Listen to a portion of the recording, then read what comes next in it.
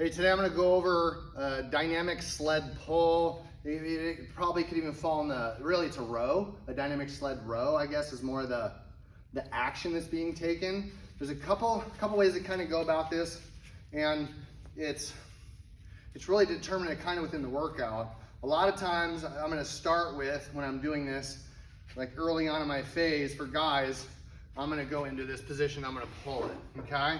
There's another one where I can dynamically basically go to a snatch with this, okay? But for this exercise, we're going to stick with the pull, all right? The best way it makes sense for me to kind of share with you like how the rhythm of this is going to be is I tend to use sport a lot. So I want to make sure on the baseball, I want to get back so I really can load and go forward. If I rush that, okay, or I take too much time, we really lose that sort of transference of power, okay, or energy.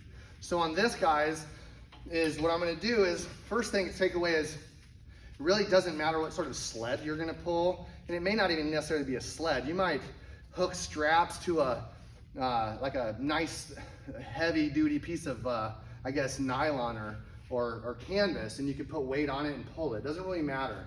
But just what the takeaway for this is, body position that I'm going to take, and the execution being, this is dynamic, not slow. So you only see 45 pounds on this. If it's too heavy, it can't be dynamic. If it's too light, it's not going to provide enough resistance to gain what we're trying to get, okay? So takeaway on this sled, the straps are kind of long. Because I can pull it, I don't want it to smack me in the shins. So what I'm going to do is I keep myself in motion a little bit, right? Arms are nice and straight. It's almost like I'm going to take a deadlift, and I create that upper body rigidity, and I go get the bar. I'm going to do the kind of same thing here, okay? Because I don't want to be so close. My arms are bent when I pull. I don't want to be pulling like this. You're going to see the common thread in so many exercises where that torso is just a bit forward. I'm taking this athletic position, okay? So I'm going to maintain my athletic position as I descend.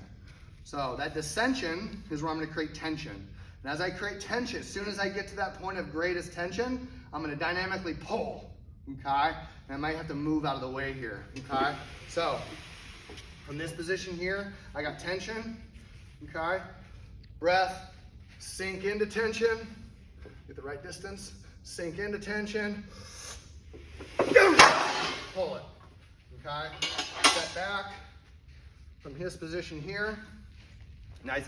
And you just notice there's no urgency between the reps. The urgency is pull like hell once you're stable, okay? So from this position here, again, breath, sink, pull, okay? I mentioned the other one just for the sake of observation, right?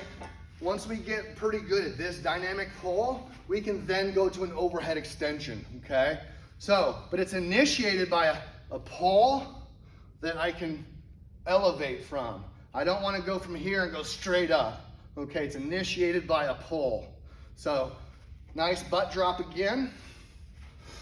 Butt drop, pull, extend, okay? At no point when I go to pull, should my body come forward, okay? So a big go like this, you know you're doing it wrong. If I drop and I go to pull, and my body comes forward.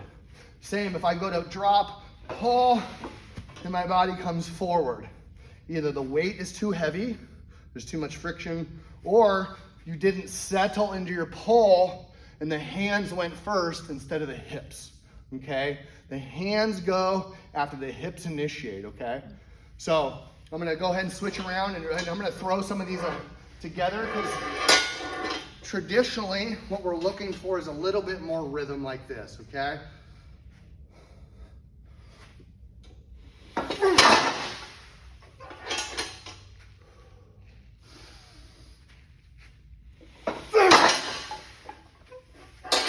And the third pull, I'll get to extension here.